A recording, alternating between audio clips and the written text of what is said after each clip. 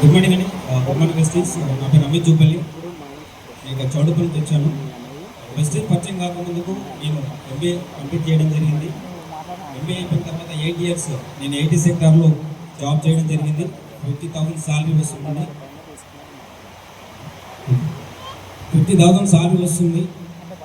ఆ టైంలో ఏం చేసినంటే నా యొక్క ఉద్యోగానికి రిజైన్ చేయడం జరిగింది.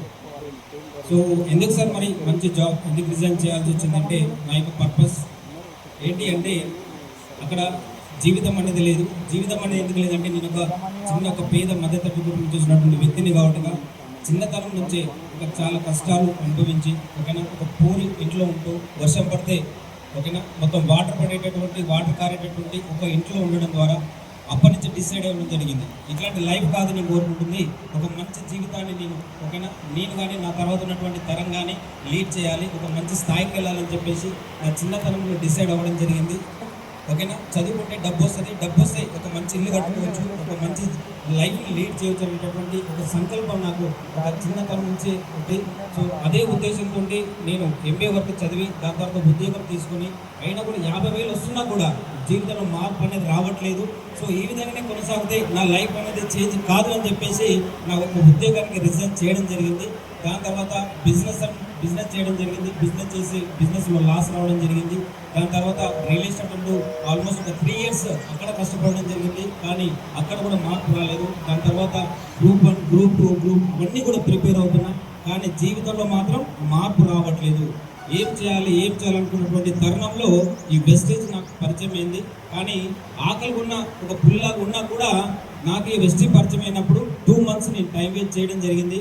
దీన్ని పట్టించుకోలేదు. కానీ ఒక చౌటుపల్లి జరిగినటువంటి ఒక మీటింగ్ వెళ్ళి సిస్టమ్ని అర్థం చేసుకుంటే ఇందులో లైఫ్ ఉంది, ఒక 3 తరాల జీవితం ఉంది అని అర్థమైన తర్వాత దీని గురించి టోటల్గా నేను తెలుసుకున్నాను. ఒక 2 months దీని గురించి టోటల్ ప్లాన్ కానీ బిజినెస్ కానీ అన్నీ తెలుసుకున్న తర్వాత నల్లగొండలో మన ఎంఎస్ఆర్ మీటింగ్ వెళ్ళి ఇందులో లైఫ్ ఉందని అర్థం చేసుకుని డిసైడ్ అయ్యి నేను ఐడియా వేయడం జరిగింది.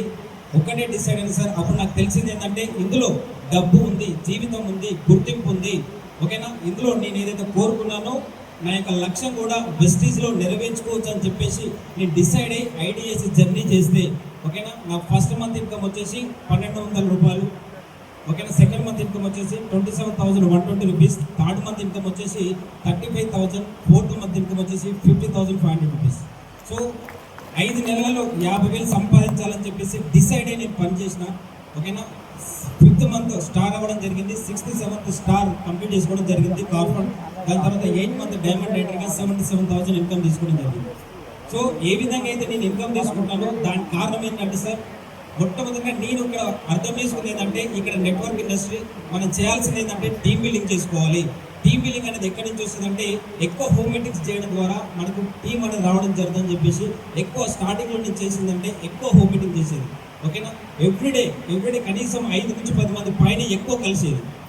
హోమ్ మీటింగ్స్ ఈ విధంగా చేయడం ద్వారానే అతి తక్కువ టైంలో నేను ఇన్కమ్ తీసుకోవడం జరిగింది. సో 77,000 ఇన్కమ్ అయితే తీసుకున్నా అతి తక్కువ టైంలో. కానీ డైమండ్ రైటర్ అయిపోయిన తర్వాత 77,000 వచ్చిన తర్వాత ఈ బిజినెస్ కాదా, ఈ జాబ్ అనేది కాదు కదా. సో బిజినెస్లో ఒడిదుడుకులు అనేది కంపల్సరీగా ఉంటాయి. సో ఇక్కడ కూడా నాకు ఎప్పుడైతే 77,000 ఇన్కమ్ వచ్చిందో అప్పుడు 3 LOPs ద్వారా నాకు 77,000 రావడం జరిగింది. కానీ దాని తర్వాత ఇమీడియట్గా 2 LOPలు అనేది పడిపోవడం జరిగింది. 2 టీంలు పడిపోవడం జరిగింది. సో అప్పుడు నేను ముందుకెళ్ళాలి, ఎక్కడికి వెళ్ళాలి?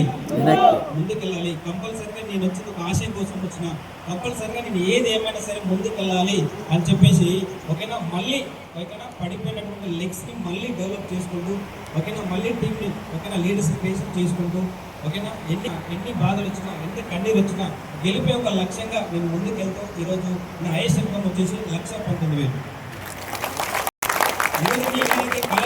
నా చిన్నప్పుడు ఒక ఇల్లు కోసం ఆరాటపడ్డాను. ఒక ఇల్లు లేదు, ఒక వర్షం పడితే కారేటటువంటి నీళ్ళ చుక్కలు చూసి ఆ రోజు నేను కన్నీరు కాల్చుకున్నాను సార్.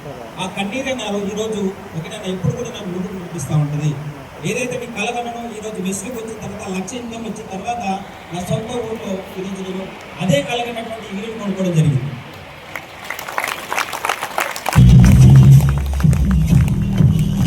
నువ్వు కూడా 1,00,000 రూపాయలు సాధించాలంటే ఫస్ట్ నీకు ఉండాల్సింది పర్పస్.